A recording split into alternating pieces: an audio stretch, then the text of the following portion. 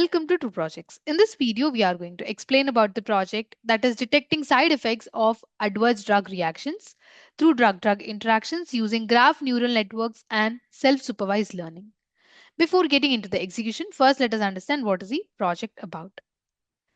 So, adverse drug reactions, that are ADRs, are essentially the harmful side effects or unpleasant reactions that happen when a person takes a medication.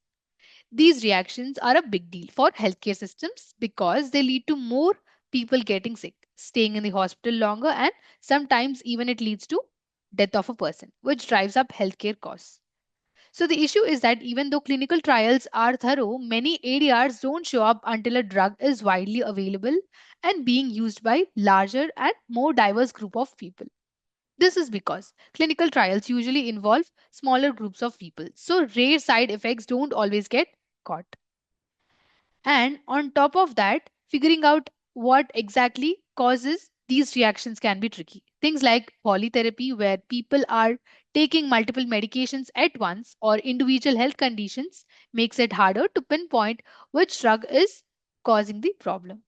Another factor is that the assumptions we make out how drugs work, which can sometimes lead to misinterpretation of side effects. One of the big culprits behind this many ADRs is that drug drug interaction that we call as DDIs. These occur when two or more drugs interact with each other in a way that affects how one or both drugs work, either making them less effective or causing harmful side effects. This can happen when drugs compete for the same target in the body or affect the enzymes that help break down the drugs. So it is not just about how each drug behaves on its own, but also how they interact with each other that makes ADR such as a complex issue to solve.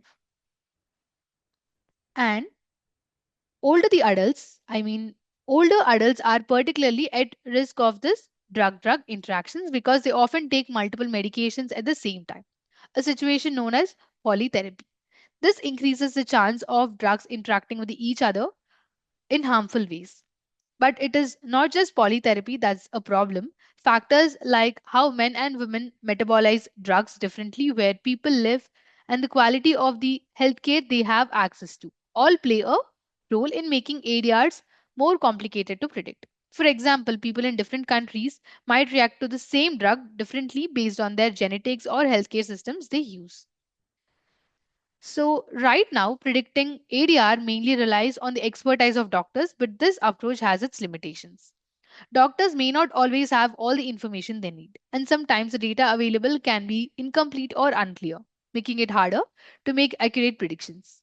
This is where the real challenges lies, where we need better tools to predict ADRs accurately so we can improve patient safety and also reduce the strain on healthcare systems. Without reliable methods for identifying ADRs early on, we risk exposing patients to harm and increasing the burden on hospitals and healthcare workers. To overcome all these issues, in this project, advanced deep learning techniques are used to predict the adverse drug reactions that happen due to drug drug reaction. To tackle some of the common challenges like overfitting or inefficiencies in the computation, the system combines two main algorithms that are graph neural network and self supervised variational autoencoder. And here is how it works. So, here, first, First step is converting the structural formula of the drugs into a format that the system can understand. This is done using SMILE, that is smile strings, which are just a way of representing the chemical structure of a drug as a string or a character. And these smile strings are then turned into numerical vectors. These vectors are fed to the GNN model, that is graph neural network, which treats each drug as a node in a graph and any interactions between drugs along with their potential side effects from the edges connecting those nodes. And the GNN then learns the relationship between these nodes and edges, helping it to predict how drug might interact and cause the side effect. To make sure that model doesn't overfit and to improve its generalization capabilities, a self-supervised VAE layer is used during training. This layer helps the model better capture the patterns of drug interactions before jumping to the prediction phase by reducing the computational resources needed, making it more efficient and reliable tool for spotting ADRs early on. So this is the proposed system. To further improve the accuracy, this project incorporates CNN2D as the extension to improve models' ability to extract important features from the data, which will help in making more accurate predictions about adverse drug reactions. CNN2D works really well with 2D arrays, so it can efficiently pick up the important patterns and details that might be missed by any other type of models. This enhancement will allow the system to process the data more effectively and ultimately improving its prediction accuracy. And on top of that, we have also created a user-friendly front end using Flask framework. This makes it easier for people to interact with the system and test its predictions. And the interface includes secure authentication, so only authorized users can access it and evaluate the model. This adds an extra layer of security while also making the process of testing and using the system more straightforward for anyone involved. So not only do we improve the model accuracy, but we also make it more accessible and secure application. To implement this project, we have followed the steps mentioned in the flow of work. So the first step involves importing the libraries. In this step, we import all the necessary libraries and packages required for data processing, model building, and evaluation. These libraries include Pandas, NumPy, sklearn, TensorFlow, and others. Then comes data exploration. So here we explore two-side drug bank dataset to understand its structure, identify relevant features, and spot any potential issues within the data. We look for patterns, missing values, and relationship between features that can aid in building the model. Then comes data pre-processing part, where we eliminate irrelevant columns such as type column to simplify the data set and focus only on the features that are needed for prediction. And we check and clean the SMILEs, that is chemical structure strings, to make sure they are correctly formatted and valid for processing. Then comes feature representation. We convert all the SMILEs, that is mile strings, into numerical vectors using term frequency inverse document frequency, that is TF-IDF. This method captures the importance of each molecule's structural components, transforming the string into format that can be understood by machine learning models. And then we split the data into training and testing sets, where training set is used to train the model, while testing set helps to evaluate the model performance on unseen data. Coming to data visualization, in this step, we visualize the data to better understand its distribution and relationships. Techniques like histograms, scatter plots, and other graphs are used to understand the trends and outliers in the project. Coming to model building, we select and configure the machine learning and deep learning model. Here, we will be defining layers and the model architecture. After that, then comes the model training. We train the selected model using training dataset. The model learns the patterns and relationships from the input features to make predictions on drug reactions and their potential side effects. Then the model is evaluated through accuracy, precision, recall, and FN score. So we evaluate the models. After that, we compare them. Then comes the front end part. Here, to build the front end, we have used Flask framework to allow users to interact with the model. This includes features like registration, login, and connecting the front end to the back end with an SQLite database storing user information. And user gives input. In the front end, users they provide input related to the drug details. And that will be pre-processed at the back end. It will be fed with the trained model. Finally, outcome will be displayed through the front end of the application. So this is how we have implemented the project. Moving on to the algorithms used, these are the algorithms which are used in this project. So we have used KNN, decision tree, GNN model, which is proposed model, and the extension model, CNN2D, for predicting the drug and drug interactions. Then comes the requirement part. To implement this project, we need basic requirements, which are hardware and software. So coming to hardware, we need operating system of Windows, processor of i5 and above, RAM of 8 GB and above, and hard disk of 25 GB and above. Coming to software, we need application of Python, front-end framework of Flask, back-end framework of Jupyter Notebook, database of SQLite 3, and front-end technologies are HTML, CSS, JavaScript, and Bootstrap 4. So this is the overview of the project. Now let us execute. To execute, we need to open the code folder which contains source code files. Let us open that. So these are the source code files in the code folder of the project. Let us understand each of them. How will they be used in this project? So open the dataset folder. So this is the dataset that we have used. Let us open it. So here we have drug IDs, type, and chemical interactions. Now let's close this. This data is used to train the model. And here we have interaction information. So this is the interaction information. Let's close this. And here in this test data file, we have test cases that we will be using in the front end for predicting the drug-drug interaction. Let's get back. And here in the model folder, we have algorithm information that will be loaded into the project code during runtime of the application. And here, this is the static folder. This folder consists of files related to CSS, JavaScript, and Bootstrap files, which are important for the visual appeal of the project. Then here we have templates folder. This folder contains all the HTML pages used in this project. It typically includes files like index.html, about.html, etc., which represent different pages of the website. And here we have app.py file. This .py file contains the information related to front-end logic. It includes code written in Python that handles server-side operations such as processing user requests, interacting with the database, and generating dynamic content to be rendered in HTML templates. And this is the model file. In this also we have the algorithm information stored, and this is the Jupyter notebook file which contain a combination of code, graphs, and outputs all in one place. It allows users to write and execute code in individual cells, making it a popular choice for the data science. And this is the signup.db file. This file is a database file which is used to store the user information. So this is about the code folder. Now let us execute. So copy the path of the code folder from the address bar of the file explorer. I'm copying the path. Now open the command prompt. It has been opened. Give the command cd, give the space, and paste the copied path. Now click on enter. Here, if you observe, current directory is changed to the code folders path.